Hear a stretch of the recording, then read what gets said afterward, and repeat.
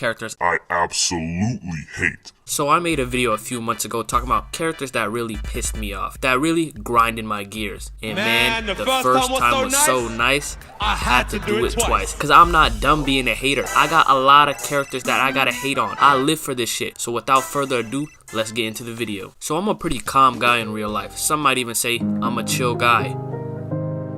But it's something about seeing this girl Dora pop up on my screen that brings a different type of rage out of me, because I know this girl's gonna look at the camera and say the most dumbest and obvious statement in the world. This girl Dora will look straight at Swiper, and then turn back around and look straight at the camera and ask you, do you know where Swiper is? Bitch, he's right in front of you. You straight up just looked at him. This girl Dora has a tactic of rage baiting people. I was a child watching this shit and I was getting rage baited by Dora because I knew Swiper was right there in front of her, but she had the audacity to turn around and ask me where Swiper is. If you can just open your eyes and look straight for one moment, you will see that nigga right in front of you. But Dora has the habit of being a straight dumbass. With Dora's cranium being this huge, I thought she would at least be smart, but I was wrong. I just hate characters like this that are just asking the most obvious questions. Like, what? Are you treating me like a dumbass? Do you think I'm dumb? Because I'm not. I'm smart. But Dora, for some reason, is treating the viewers like they're slow. That's why I always rocked with Diego. He treated me with some respect, and he was always better than Dora. Real niggas was growing up watching Diego, not Dora, that's sitting here humiliating us in front of all these people. That's why after 20 years of watching Dora, I decided to stop watching her until she starts treating me with respect. I feel like I'm too mature for her now. I moved on to another level. I leveled up and now I watch Diego. Sorry, Dora, but until you change your attitude, I'm not watching you. The next character I got is not a character from a TV show. It's actually a character from a game, and it's Ellie from The Last of Us, specifically The Last of Us 2. Now, when I played The Last of Us 1, it was one of the greatest games I've ever played in my life. I was so hyped for The Last of Us 2, I couldn't wait. I was absolutely a fan of Ellie and Joel, and then The Last of Us 2 happened, and they decided to slime out my nigga Joel within the first hour of the game. And I was pissed off in that moment, but I realized that my girl Ellie got me. She gonna get back and kill this bitch Abby. But guess what happened? Towards the end of this game, this girl Ellie decides to let Abby go. Huh?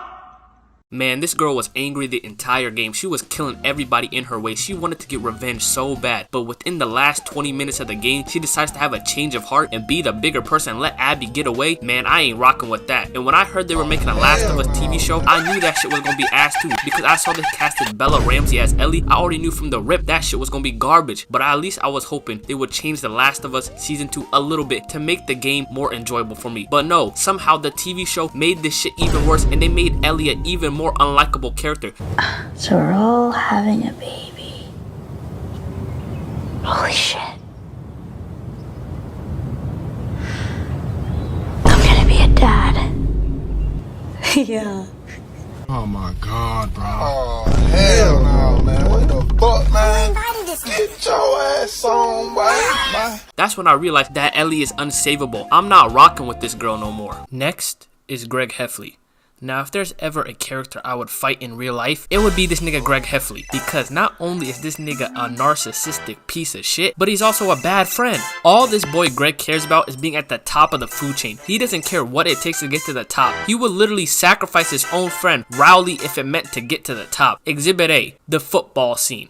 So, Greg already knew this shit was dangerous because Rowley asked him, why don't you go first? And this nigga made up some bullshit excuse talking about, nah, my leg hurts. What about Rowley? His leg don't hurt? So, he decides, you know what, I'ma go anyway. And throws the football at this nigga Rowley. And obviously, it goes wrong. This nigga Rowley flies off the bike and breaks his hand. And this nigga Greg had no remorse when he done that shit. He didn't apologize one time. He just told bro, you gonna be alright, just shake it off. It wasn't until Rowley went to school and he saw all the attention he was getting from the girls that this nigga Greg started to get jealous. This narcissistic piece of shit decided to come to school the next day faking his own injury so he could get some attention. But little did he know, the girls weren't giving Rowley attention because his arm was broke. They were actually messing with the dude because he's actually a good guy. And this nigga Greg realized that firsthand when he faked his injury and nobody cared. Exhibit B, Zooey Mama. So Greg and Rowley are both coming up with comic sketches for the morning news or whatever. And Greg decides that he's gonna go with his morning news because he's just much more superior than Rowley, and there's no way that anyone would ever think Rowley is more funnier than him because that's his narcissistic complex coming out of him. Not just like the rest of you. I'm stronger, I'm smarter, I'm better. I am better! But this boy Rowley just says, you know what, I'ma still do my Zooey Mama stuff. Maybe someone will like it. And guess what? Everyone at the school liked Rowley's is better. They thought the Zooey Mama was way funnier than Greg. And this completely pissed this boy off. Just look at his face. You can tell that he thought there's no way in hell anyone thinks Rowley's is better than him. That's his narcissistic complex just coming out of him. He said there's no way anyone believes this little fat tubby orange hair kid is better than me. And this when I realized that this nigga Greg is just a bitch. Exhibit C. The safety patrol. So this boy Greg is part of the safety patrol and he's walking all these kids back home when he runs into his high school bullies that were tormenting him during Halloween. This boy Greg has the bright idea of telling all the kids, yo, hop in the ditch so he could just run away and run away from his high school bullies. And obviously someone caught him. Once someone discovered all the kids hiding in this ditch, they reported it to the school. And what did this boy Greg do? He had the bright idea of thinking, since I'm wearing Rowley's jacket, let me just put all the blame on him because he's okay with it. He's gonna take it, right? Well, he was wrong. This nigga Rowley obviously heated up. That was the first time this nigga Rowley looked Greg in the eyes and he realized that this bro is not his homie. He will snake him out if it means to save his own ass. This boy Rowley looked him dead in the eyes and said, don't call me. Don't talk to me no more. We not homies. Don't call me. Don't come by my house. We're done. And you could see at that moment, Greg's face just drooped because he realized, yo, the only friend I had, the nigga that was ride or die with me when I had no other friends, just turned his back on me. I got nobody left. He can't blame no one else but himself. This nigga Greg Heffley has to be the most annoying character I've ever seen. Next, we got Nyx.